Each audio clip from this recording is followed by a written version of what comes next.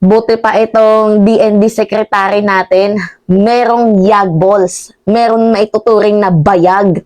Hindi katulad sa ibang senador dyan na puro lang dak-dak, hindi na nga nakakatulong, pahamak pa.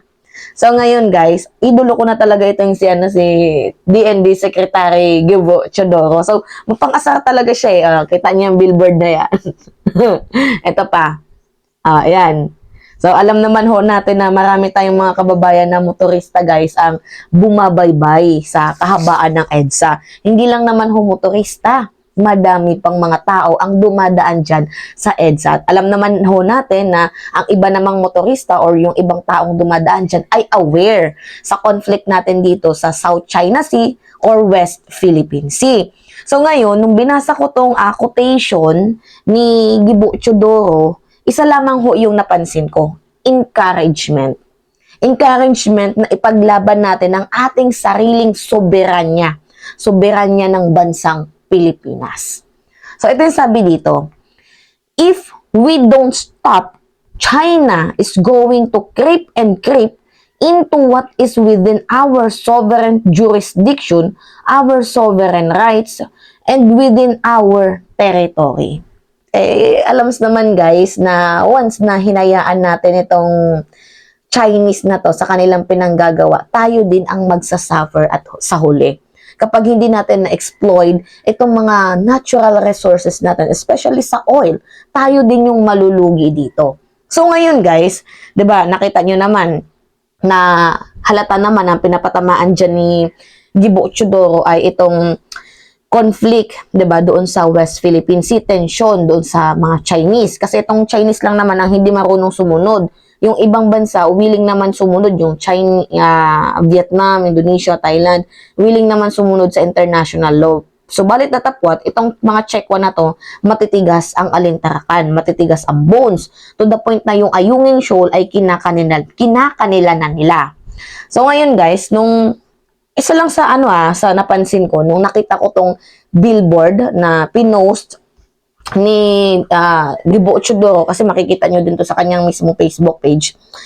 Isa lang yung napansin ko na hinihikayat niya tayo na mangialam yung bawat mamamayang Pilipino, bawat isa sa atin, mangialam, encouragement, 'di ba? Na makialam sa sarili nating sovereignty. Kasi wala guys, kapag yan hinayaan natin, tayo ang magsasuffer at the end. So, dito na ako napatanong guys sa point na to na, 'di ba? Bakit ngayon lang? Bakit ngayon lang tayo pumalag? Bakit ngayon lang merong encouragement ang government na pumalag dito sa mga pinanggagawang kasamaan ng Chinese sa sarili nating teritoryo?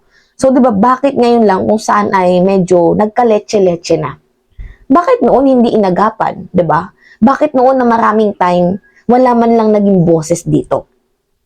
Kita niyo yun guys, kung gaano ho kalaki yung iniwang problema ni dating presidenteng Rodrigo Roa Duwag Duterte. So, kung matatandaan din natin guys, itong DND secretary niya, hindi parehas kay Gibo Chodoro na may yag balls, na merong paninindigan, na merong bayag.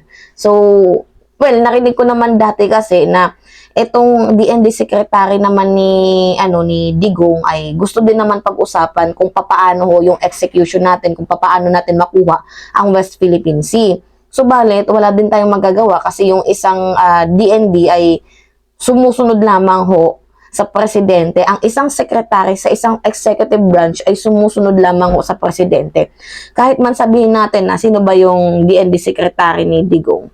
Yun, si Lorenzana. Kahit sabihin naman natin na gusto ni Lorenzana na pumalag tayo, wala tayong magagawa kasi nasa presidente pa din yung, kumbaga, first move. So, pag sinabing hindi, hindi. Kaya nga, di ba, mayroong control ang Pilipinas noon sa balita ukol dito sa West Philippine Sea at iilang mga branch lang, senador or anything else, ang pinayagan ni Pangulong Duterte na pag-usapan itong West Philippine Sea. So, tahimik yung issue natin noon sa West Philippine Sea. Kahit na pala pina-floating barrier tayo, noon pa, panahon ni Digong, one water cannon tayo, panahon ni Digong, ay walang response ang government kasi meron nga news blocking na nangyayari. So, isa nga sa napagtanto ko na itong si Duterte, masyado lang siyang matapang sa kapwa natin Pilipino. Masyado lang siyang nag-aangas-angasan sa kapwa natin mga Pilipino. Pero sa usaping dito sa China, wala siyang bayag. 'Di ba? Napapansin niyo 'yun? Matapang lang sa sarili nating kapwa. Matapang lang sa sarili nating bayan. Pero tuta sa ibang bansa. Nakakaloka. Anyway, guys, may rumors din kasi itong DND secretary ni Duterte na si Lorenzana na parang meron ho silang alitan ukol dito sa sa usaping West Philippine Sea. Kasi itong si Lorenzana naman, correct me if I'm wrong na lang, may rumor na itong si Lorenzana gusto nang pumalag sa usaping West Philippine Sea. Yun nga lang ay ewan ko bakit hindi din siya pumalag. Sabi naman kasi guys, ang isang secretary sa isang executive branch ay dapat sumusunod sa presidente. So, alam ho ni Lorenzana na gusto, 'di ba, yung point niya is gusto niyang ipaglaban ang ating West Philippine Sea, pero wala siyang magagawa doon kasi iba yung taliwas yung gusto niya sa gusto ng presidente. So, kaya nga 'di ba sabi dito, basahin na lang natin no rift between Duterte, DND over West Philippine Sea, Lorenzana. So, tinanggi niya na meron silang conflict. Pero pumutok yung rumors na meron silang conflict ni dating Presidente Digong Duwag. So, sabi dito, Defense Secretary Delphine Lorenzana has denied rumors that there is a clash of views between President Duterte and Department of National Defense on the issue of the country's maritime dispute with China in the West Philippine Sea. So, ito na nga yung conflict nila is about sa usaping West Philippine Sea nga. Kasi itong si Lorenzana, gusto niyang ipaglaban, gusto niyang makialam tayo sa usaping West Philippine Sea. So, yun lang naman ho yung nalaman ko. Kasi rumors lang naman yun. Pero tinanggi niya, hindi daw yun totoo. Pero 'di ba, imagine, kung 'di ba, kung may usok, may apoy. Kung may apoy, may usok, 'di ba? So, it means na 'di ba?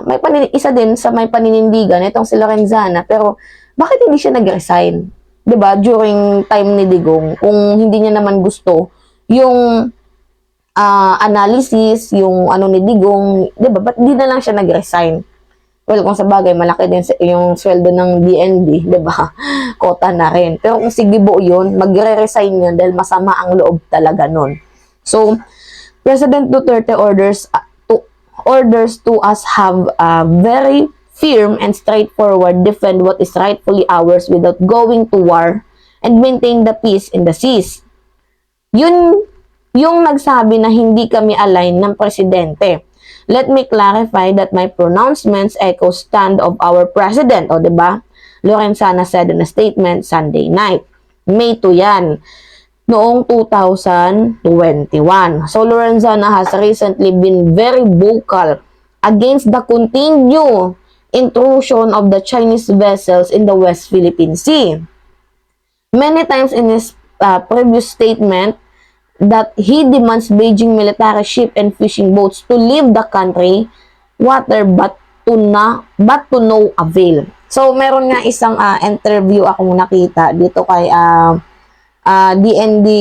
former DND Lorenzana na kung saan ay nadulas siya sa kanyang statement. Pero pabor sa akin yung kanyang pagkakadulas. Well, dati pa naman yun. Pero isa lang yung masasabi ko na kung hindi lang talaga siya pinigilan ni Digong magsalita, 'di ba? Meron sana tayong thought, 'di ba? Dito sa usaping West Philippine Sea noon. Kaso wala kontrolado siya ng ating presidente. So anyway, ito yung video, guys. Okay, diretsahan na po.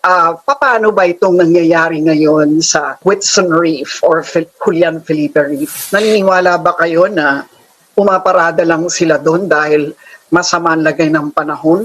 Ang suspicion naman natin ay Chinese Maritime Militia under the Chinese Navy. Isn't that a flagrant violation if you were to follow the UNCLOS, no? Yeah, if you look at it legally, wala silang karapatan na doon. Yes.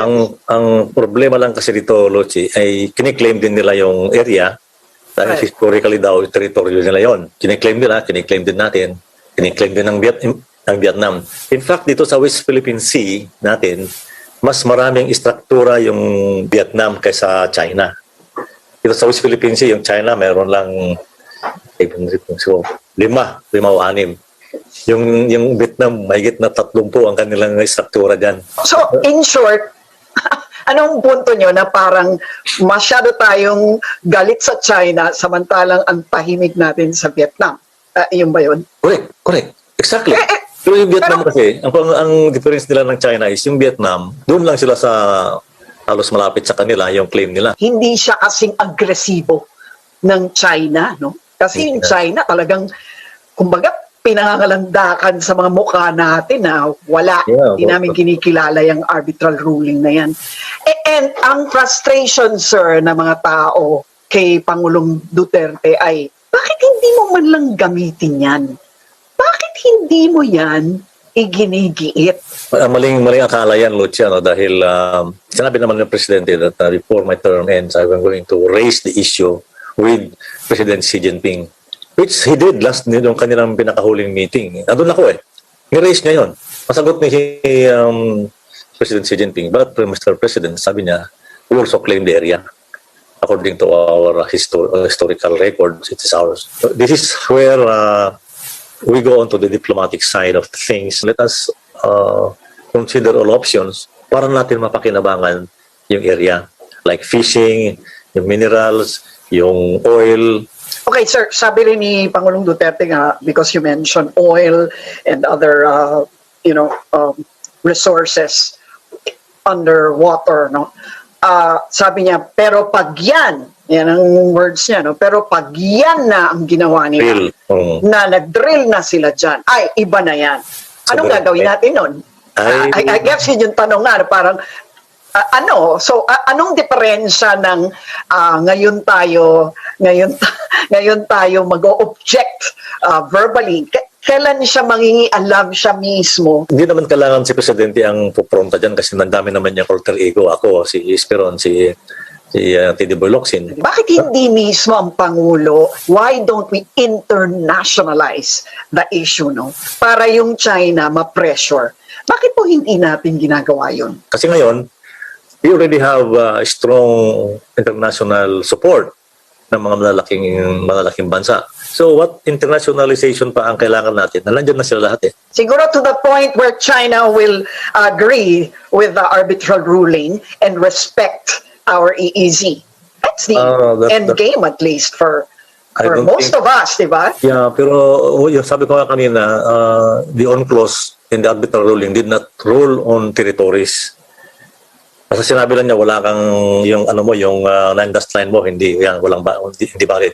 Pero hindi naman niya pinag-usapan yung mga territory diyan na inoccupy nilang isla. Atin yung sovereignty, mayroon tayong karapatan lang na mag-exploit, but the area is not ours. Pero wala silang karapatan mag-exploit, di ba? Ang gusto siguro ng mga kritikong mangyari at maraming mga Pilipino ay huwag sila mangisda dito. Amin yan eh. Hindi pwede, Roche, kasi for the past siguro thousands of years, nandyan na yaman sila nag-fishing na. Sabi nga ng Presidente, dami namang isda dyan, mag-share-share na lang tayo. Which to me is, makes good policy. But the fact is, sir, natatakot na ang mga mangingisda na magpunta ron dahil ang lalaki nga ng mga fishing vessels ng China at napaka-high-tech. Are we just going to sit back and say... No. No, we will not sit back. We assure our fishermen that we are there to protect them. Ang problema lang natin, Luchi, is that yung mga fishing boats natin ay gawa pa lang sa kahoy karamihan. Dapat siguro i-modernize din natin yung mga fishing boats natin so that they can also go anywhere there. Pero kayo ba, sir? Happy ba kayo sa mga pronouncements ng Pangulo na hindi tayo lalaban, wala tayong laban dyan, wala tayong magagawa? Walang magagawa militarily to face the Chinese. Tama yon. I think he has been consistent at the start. Okay naman din yung kanyang policy to have a very good friendly relationship with China. Pero wag naman tayong sumurinder. Wag naman natin isurrender yung ating sovereign rights kasi meron naman tayong pinanghahawakan na dalawang dokumento na nagsasabing meron tayong karapatan sa lugar na yan. What's happening there is okay lang muna ngayon dahil nag-uusap pa yun eh. I think it needs some very bright people to really think how to resolve this issue. Hindi natin kaya ito sa panahon natin, Lucy. Believe me. So, 'di ba? Sinabi ni na hindi natin kaya 'to sa panahon ni Duterte at beside. Sinabi niya din na okay lang naman na wag pumalag pero wag natin hayaan na So, napapansin ko sa kanyang natatakot lang siya kay Digong. Siyempre, executive, siya, part siya ng isang secretary sa isang executive branch na dapat sumunod sa ating presidente. Pero napapansin ko sa kanyang video na gusto niyang pumalag tayo dito sa usaping dyan, West Philippine Sea. Pero kinakabahan lang siya dahil nga hindi align yung kanyang mentality, thought niya dito sa ating presidente. Kaya pinili niyang maging silent na lang. So anyway, magpapaalam na nga ako, mga minamahal. Yun lamang ho, at it's me again, si Mima Alicia niya. Tagbabalik ulit para sa ating panibagong video.